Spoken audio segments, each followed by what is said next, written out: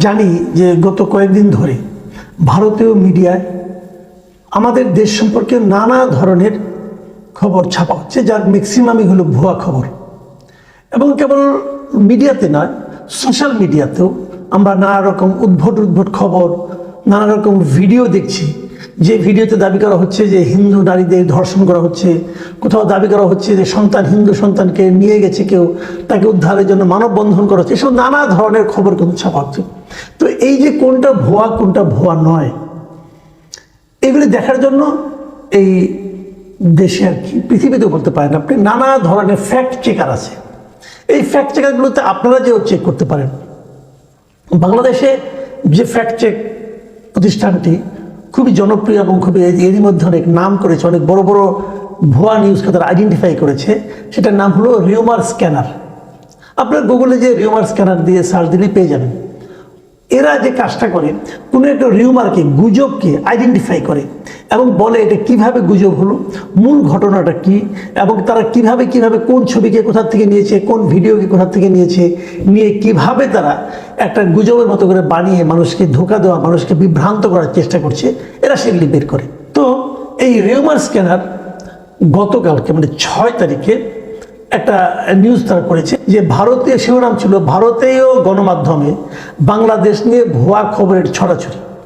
এবং তারা এখানে অনেকগুলি খবর এগুলি কিন্তু আপনার কোনো মানে টিভিতে আলোচনা অনুষ্ঠান নয়, আলোচনা অনুষ্ঠানে বক্তারা কে কী বললো সেগুলি নিয়ে শিরোনাম নয়, অথবা এটা আপনার কোনো সোশ্যাল মিডিয়ার খবরও নয়। তারা একদম খবর মানে যেটা নাকি ভারতের কনভেনশনাল মিডিয়াতে, মানে প্রিন্ট মিডিয়া অথবা অনলাইন মিডিয়া অথবা টেলিভিশন, এগুলোতে প্রচার হয়েছে, সে ধরনের তারা একটা তালিকা করেছে। সেখানে তারা গত 12 আগস্ট থেকে 5 ডিসেম্বর পর্যন্ত এই ধরনের অনুসন্ধান করে কমপক্ষে 13টা তারা ভুয়া খবর পেয়েছে, যে এই 13টা খবর একদম সর্বৈব মিথ্যা। এবং এই খবরগুলো প্রচারিত হয়েছে 49টা গণমাধ্যমে।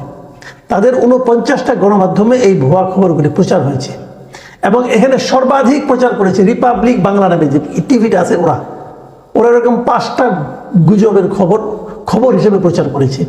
এরপরে আছে হিন্দুস্তান টাইমস, জি নিউজ, লাইভ মিন্ট, এরা সবাই কমপক্ষে 3টা করে গুজবকে প্রচার করেছে। এছাড়া রিপাবলিক, ইন্ডিয়া টুডে, এবিপি আনন্দ, আজ তক, এরা কমপক্ষে 2টো করে গুজবকে খবর হিসাবে প্রচার করেছে। কিন্তু এটা আবার রিউমার স্ক্যানার বলছে যে আমরা সবগুলো কিন্তু চেক করিনি, আমাদের হাতের কাছে যে কটা পেয়েছি সেখান থেকে আমরা তুলে ধরে ফ্যাক্ট চেক করে এই তালিকাটা করেছি। কাজে এই তালিকাটাকে আপনারা কিন্তু পূর্ণাঙ্গ তালিকা মনে করবেন না। খবরের সংখ্যা আরও অনেক বাড়বে যদি তারা ঠিকঠাক মতো করতে পারতো। তাদের তো অত সময় নেয়, অন্য কতগুলি দেখবে। তারপরে তারা যে কটা পেয়েছে সেগুলির মধ্যে থেকেই তারা 13টা এরকম ভুয়া খবর পেয়েছে। এবং এখানে নানা ধরনের খবর আছে। যেমন একটা খবর আছে যে মুসলিম ব্যক্তির নিখোঁজ পুত্রের সন্ধানে মানববন্ধন ছিল একটা, ওটাকে তারা হিন্দু ব্যক্তির বলে দাবি করছে। আবার ধরেন এই যে একটা খবর প্রচার করছে বাংলাদেশে জঙ্গি সংগঠনগুলোর উপর থেকে নিষেধাজ্ঞা তুলে নেওয়া হচ্ছে, এই ধরনের কথা বলেছে। আবার বলেছে ডক্টর ইউনূস থেকে আইসিইউতে ভর্তি। ট্রাম্পের বিজয়ের পর বলা হয়েছিল ডক্টর ইউনূস ফ্রান্সে পালিয়ে গেছেন, এই ধরনের ভুয়া খবর। পাকিস্তানি জাহাজ বাংলাদেশে আসছে, বলছে এটার মধ্যে থেকে অস্ত্র আসছে। তো এই ধরনের খবর আসছে। এবং যে সাইফুল ইসলাম মারা গেছে চিন্ময় কৃষ্ণের মামলার ওখানে, যাকে পিটিয়ে মারা হয়েছে, তাকে বলা হয়েছে সে নাকি চিন্ময় কৃষ্ণের আইনজীবী ছিল। এবং আরেকটা খবর প্রচার করেছে যে চিন্ময় কৃষ্ণের আইনজীবীর উপর নাকি হামলা হয়েছে, ওটা একদম ভুয়া খবর, একদম ভুয়া। এরকম 2-1টা খবর নিয়ে আমি একটু বরং ডিটেলে একটু যাই। যেমন যে পাকিস্তানের যে জাহাজটা, সেটা মানে আপনার 13 নভেম্বর বাংলাদেশে আসছে, বলা হয়েছে এটা আমাদের নাকি পাকিস্তান থেকে অস্ত্র আনা হয়েছে। কিন্তু আসলে ঘটনা হলো এই জাহাজটার নাম হলো MV ইউয়ান জিয়ান ফা ঝাং। এটা একটা বাণিজ্যিক জাহাজ এবং এই জাহাজের মাধ্যমে শিল্পের কাঁচামাল ও ভোগ্যপণ্য আনা হয়েছে। তারা কিন্তু বলে দিল যে সামরিক অস্ত্র আনা হয়েছে। আবার আরেকটা ওই যে সাইফুল ইসলাম আলিফ, যে নাকি মারা গিয়েছিল চট্টগ্রামে চিন্ময় কৃষ্ণের জামিনের দিন, তার সম্পর্কে বলা হয়েছিল সে নাকি চিন্ময় কৃষ্ণের আইনজীবী ছিল, এই জন্য তাকে হত্যা করা হয়েছে। কিন্তু ফ্যাক্ট চেক যারা, ওরা চেক করে বলছে এই দাবিটা একদমই সঠিক নয়। চিন্ময় কৃষ্ণের আইনজীবী হচ্ছে শুভাশিস শর্মা নামে এক ভদ্রলোক, সাইফুল ইসলাম নয়। আবার আরেকটা নিউজ ছাপা হয়েছিল, সেখানে চিন্ময় কৃষ্ণের গ্রেপ্তারের খবরকে কেন্দ্র করে হাসপাতালে চিকিৎসাধীন একজন ব্যক্তির ছবি দিয়ে বলা হয়েছিল সে নাকি চিন্ময় কৃষ্ণের আইনজীবী, তার নাম হলো রমেন রায়, সে নাকি তার নাকি মাইরে ফেলা গেছে। প্রকৃত বাস্তবতা হলে এই ঘটনা একদম মিথ্যা, এর সঙ্গে সত্যের কোনো সম্পর্ক নাই। এরকম আরেকটা নিউজ দেওয়া হয়েছিল, সেখানে একটা মানে আপনার হিন্দু দেওয়া হয়েছিল বাংলাদেশে নাকি মুসলমানরা হিন্দু মন্দিরে হামলা করে প্রতিমা ভাঙচুর করেছে, এই ধরনের কিছু খবর দেওয়া হয়েছিল। কিন্তু রিউমার স্ক্যানার এটাকে অনুসন্ধান করে দেখেছে যে এই ভিডিওটি যেটা দেওয়া হয়েছিল, এই ভিডিওটা আসলে বাংলাদেশেরই না, এটা ভারতের পূর্ব বর্ধমান জেলার খণ্ডঘোষ সুলতানপুর গ্রামের প্রতিমা বিসর্জনের দৃশ্য, কোনো ভাঙচুরের দৃশ্য। এর সঙ্গে বাংলাদেশের হিন্দু মন্দিরে হামলার সঙ্গে কোনো রকম সম্পর্ক নেই। এসব খবরের বাইরে সোশ্যাল মিডিয়ার কিছু ঘটনা আপনাদেরকে বলি, সেগুলো নাকি ভারত থেকে প্রচার করা হয়েছিল। যেমন একটা ভিডিও ছাপা হয়েছিল, সেই ভিডিওতে বলা হয়েছিল যে চট্টগ্রামে নাকি হিন্দু নারীদের গণধর্ষণ হয়েছে এবং সেটা গত 29শে নভেম্বর ঘটছে, এবং এটা নিয়ে ইন্টারনেটে নানা রকম আলোচনা। কিন্তু বাস্তবে দেখা গেছে এই ধরনের কোনো ঘটনা সেখানে ঘটেনি। আরেকটা ঘটনা দেখা গেছে যে ঢাকায় হিন্দু শিক্ষার্থীরা নাকি হামলার শিকার হয়েছে, এবং বাস্তবে দেখা গেছে গত 25শে নভেম্বর ঢাকার যে ডক্টর মাহবুবুর রহমান মোল্লা কলেজের এলাকায় যে দুই কলেজের শিক্ষার্থীরা যে হামলা করেছিল, নজরুল কলেজ, কবি নজরুল কলেজ এবং সৌরওয়ার্দী কলেজে, সেখানে তারা ভাঙচুর করেছিল, সেটাকেই বলা হয়েছে যে হিন্দু ছাত্রদের নাকি নির্মমভাবে পেটানো হয়েছে। এই ভিডিওটা দেখানো হয়েছিল।